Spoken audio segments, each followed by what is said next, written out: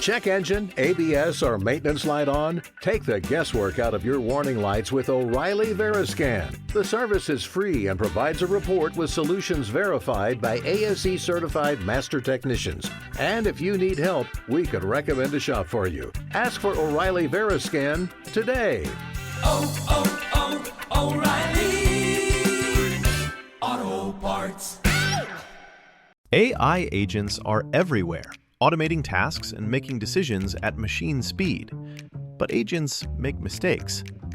Just one rogue agent can do big damage before you even notice. Rubrik Agent Cloud is the only platform that helps you monitor agents, set guardrails, and rewind mistakes, so you can unleash agents, not risk. Accelerate your AI transformation at Rubrik.com. That's RUBRIK.com.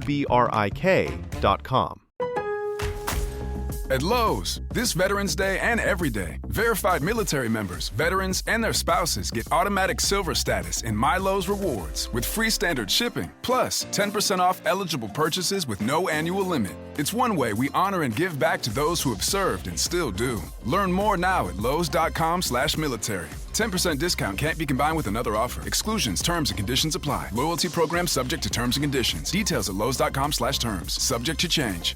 Hey, what's going on, Trojan family? Welcome to the USC LAFB show here on the LAFB Network. I'm your host, Ryan Dyrud. Hope everyone had a fantastic weekend, enjoyed a stress-free Saturday of college football, some good games out there. I was actually able to take my daughter to Disneyland, so they kind of had the day off in a way since USC played Friday night. So enjoyed a beautiful Saturday in the Southland, and hopefully you're having a great Sunday. Now watching some maybe NFL football or doing whatever it is that you enjoy doing on a warm fall Sunday in Los Angeles. The big talk right now, and I wanted to get on here and kind of address it, talk about it, is that now infamous fake punt that the USC Trojans and Lincoln Riley deployed and succeeded in having third-string quarterback Sam Huard. He ended up wearing the punter Sam Johnson's number 80. They both were number 80. And per Lincoln Riley, it's been that way for the past 3 weeks that Huard has been number 80. Just no one caught it, including any of us in the media, in the press box, obviously on the broadcast, and obviously the opposing team in Northwestern. Lined up back behind the line of scrimmage in what we most would deem as the punter position, and took the snap and threw a beautiful dart to Tanook Hines that converted a 4th and 6, kept the drive going that the Trojans ended up capitalizing on and scoring points. I thought it was a masterful play, great gamesmanship by Lincoln Riley and choosing the right time to deploy it against probably the correct opponent. At the time, just kind of thought, wow, that was a fun play that really worked out and worked great. No penalty was assessed. No penalties were talked about during the broadcast or afterwards. I was obviously at the game, so not watching the broadcast. From what I watched afterwards, none of that was thought. Then you get, obviously, all of the opposing USC, can't even say fans, I mean, a lot in the media saying, this is a clown move play, bad taste, should have been penalized. If it's not penalized, the rule needs to be changed, yada, yada, yada. So the Big Ten, for those that haven't seen, the Big Ten came out today kind of with a statement on the play. And I can read that for you here. Let me pull it up for you. Oops, that's not where I wanted to go. So this is a part of their statement. It said, during Friday's Northwestern at Southern California game, with 13:58 remaining in the second quarter, 4th and 6, USC number 80, Huard, lined up 13 yards in the backfield within a punt formation and completed a 10-yard pass.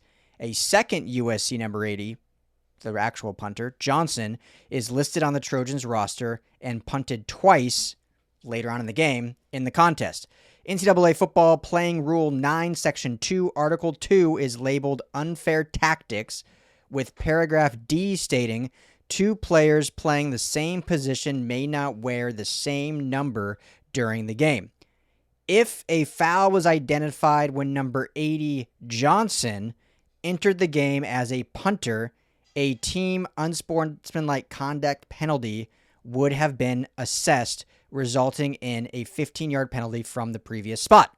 The Big Ten will continue to review the situation with both institutions. So that is from the Big Ten, from the league office. And so based on that, the actual trick play was totally legal. Nothing wrong with that. Based on that statement, which even that, we could talk about and argue against, once Sam Johnson came in to punt later in the game and actually, executed a punt, that could have been deemed a unsportsmanlike conduct. USC would have been backed up farther, and then it would have got interesting if they have a backup punter that could go play from then on forth and whatnot. So, it could have certainly had an effect in some instance, but it did not. There's no rule against what USC did in the trick play. So that's the bottom line. And so I'll get into more of that, but that's the bottom line of that. What I've seen a lot of, and this is, I'll just be very blunt. This is why, and I'll keep it to sports. I don't like getting into politics and other stuff, but within sports, I think this is why a lot of reason why fans don't really trust what a lot of the media has to say. And this is just sports related.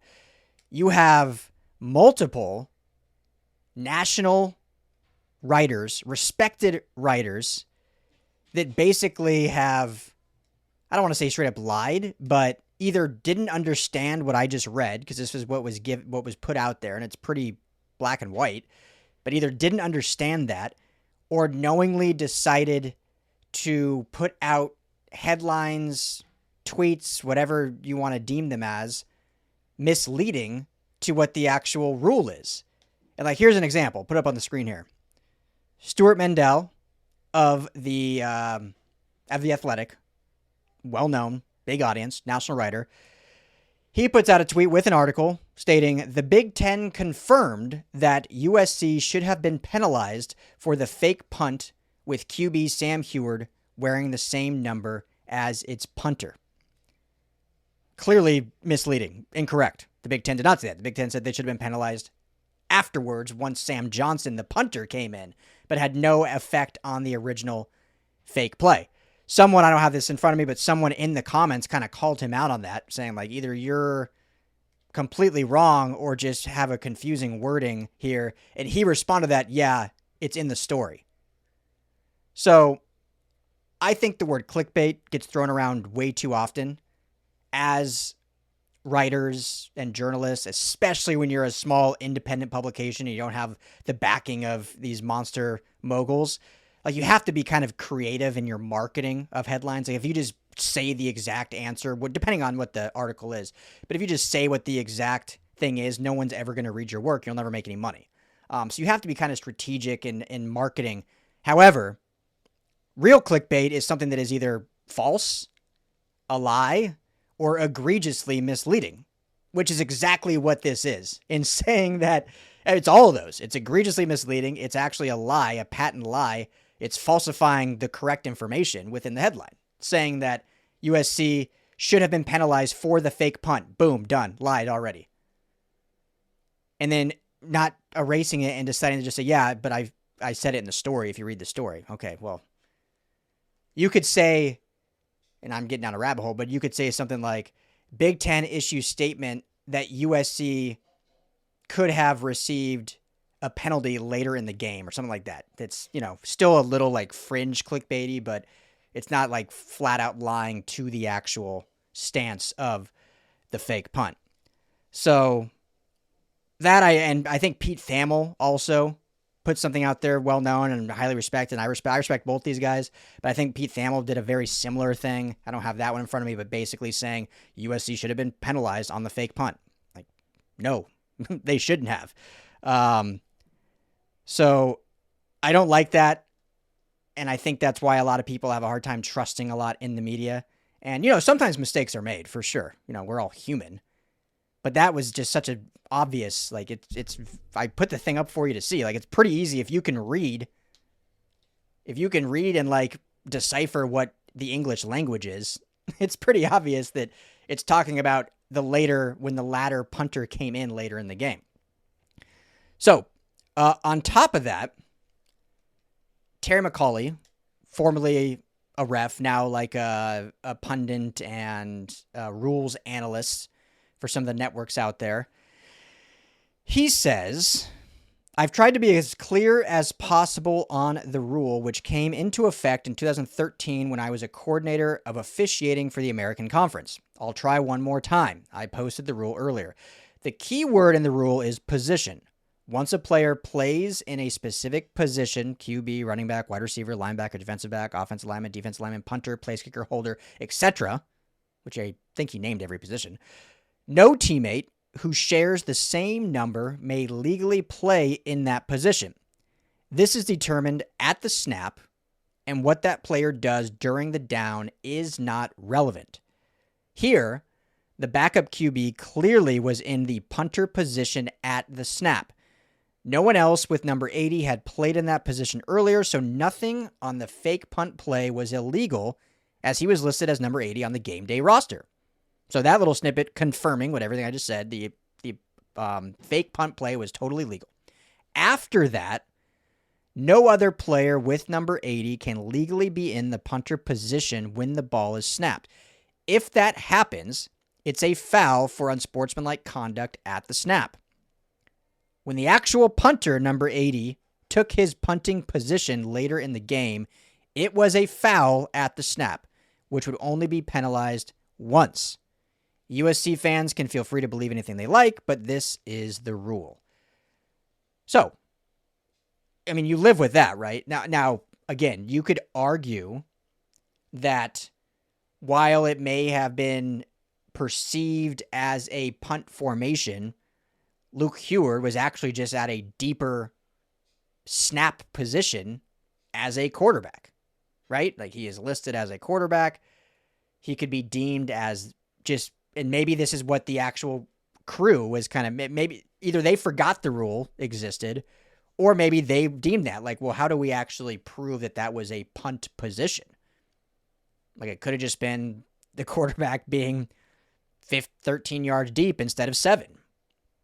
What a usual shotgun is, 5 or 7. So I think there's some wiggle room there. I think the one big difference in why that portion probably should have been a penalty, if we're being honest, it probably should have been. And I've seen many people say, well, then how do you decipher when a receiver lines up in the backfield? How do you decipher when a running back lines up as the quarterback takes the direct snap in the wildcat position? And I think that the difference in that is you don't run into the same number rule. I think that's the big difference here. Like if Tamir Robinson came in the wildcat and took a direct snap, then that would, then by this definition, then when Jaden Mayava, who also wears number 14, comes in as the actual quarterback, then that could be seen as a penalty because of the same number. Whereas if King Miller comes in and does the wildcat and he's playing quarterback, there's no other quarterback that's wearing number 30. So I think that's the difference there. I've seen a lot of like, well, guys play different positions all the time. Especially you've seen defensive linemen come in on goal line situations and play in at tackle, just line up on the line of scrimmage, or even at fullback. The difference is the number scenario. You're not necessarily having the same number of two different players play the same position. So that's kind of the gray area of this. And I think why it probably should have actually been a penalty once Johnson came in to punt. So that's that. I think that lays it all down there. But the undeniable fact is the actual trick play was not anything. It was totally legal. There was no way to throw a penalty flag on that play. So for all those out there whining or crying or whatever, or just misconstruing the truth, that seems like the absolute truth based on the rule, based on what Terry McAuley said, and based on the actual Big Ten statement on the play. So that's it. That's the end of it. Fake punt was legal. It was a great gamesmanship play. It was a great tactic. We won't see that probably ever again the rest of the season. Maybe not again ever, because now this has blown up and everyone's talking about it. Now coaches are going to pay much more attention on the game day rosters of who's wearing what number. But it was a great play by USC. and a great opportunity to keep the drive going and put some momentum in USC's hands at a moment where they needed to score another. I think that was, if I'm not mistaken, it was a 7-7 ball game at that time. So had they really punted or didn't convert, Northwestern could have actually taken a lead on that game with really good field position. So, but yeah, there it is. So there you have it. Great play, totally legal. Anyone else crying about it can cry all they want. But I just want to get that out there. We'll be back tomorrow, Trojan family. Enjoy the rest of your Sunday. Appreciate you as always. And if you have not already, please hit that like and subscribe button. We're trying to keep growing this thing. Subscriptions help us keep this thing free. If you want to support more than that, not a requirement for all of our content, but become a member. You can become a member here at the USC LAFB YouTube channel, or head over to LAFBnetwork.com. Check out our message board that we are building with intel and recruiting info. You can become a member there and join our community, which gives you access to everything on LAFB, not just USC content. Plus, you get some merchandising discounts and information on meetups that we're going to be doing and whatnot. So just really helps us support LAFB and keep our actual content mechanism free forever is the hope. And so that would certainly mean the world to us. You can check out our merchandise. We got a lot of cool USC merch right here. You can find it on the USC LAFB YouTube channel, or just head to LAFBnetwork.com, go to the shop, and you can see all of our LA sports merch. We got some Luka Doncic stuff. We got some Shohei Dodger stuff, Rams, Chargers, whatever team you follow, we got you covered. So appreciate you. As always, family, fight on. Hey, Trojan family, thank you so much for hanging out and watching the USC LAFB show. Before you go, let me tell you quickly about our friends over at Sleeper. Go right now, download the Sleeper app. It's the #1 sports app, not just for season-long fantasy, but they've got live pickers, they've got live stat updates, they've got a chat that you can chat with other users, plus the daily pick'em, which is a blast, or daily fantasy, whatever you want to call it. You go and pick 2 to 8 players across any sports. If you're talking USC, go choose Jade Mayav in his next matchup. Pick more or less passing yards, more or less touchdowns. You stack those, and you can win real money. When you go to make your first deposit, make sure you use our promo code USC LAFB. You're going to get a match deposit up to $100. Put in $100, you get $100 free to play with from Sleeper. Put in $10, they'll match you that $10, so now you're sitting at $20 to play with. But also, right now, for any new users, no deposit required. You get $20 free entry. You can stack both. You can get the $20 for free. Go make a deposit. Use USC LAFB, and now you've got a bunch of free money to play with right there on the Sleeper app. Check it out, Trojan family, and when you do, tell them the guys at the USC LAFB sent you.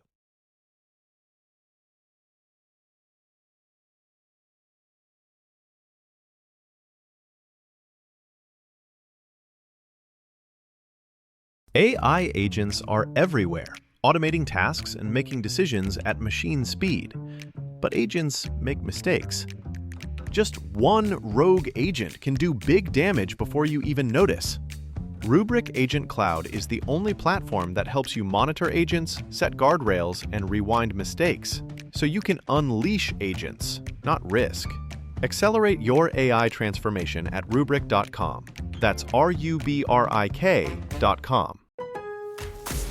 Here for the Lowe's early Black Friday deals? You're right on time for some of our biggest savings. We're talking up to 50% off select major appliances, plus up to an extra 25% off when you bundle select major appliances. Holiday lights going up soon? Select ladders are up to 50% off right now. Get Black Friday prices without the Black Friday crowds. Lowe's, we help, you save. Valid through 11/19. Selection varies by location. Select locations only. While supplies last. See Lowe's.com for more details. At the UPS Store, we know being a small business owner means holiday time is still go time. Still get those orders shipped time. And still re-up on stamps and supplies time. That's why this upcoming holiday, while others close up shop, we'll be open. And happy to help you keep being unstoppable. Come into your local store today. Most locations are independently owned. Product, services, pricing, and hours of operation may vary. See Center for details. The UPS Store. Be unstoppable.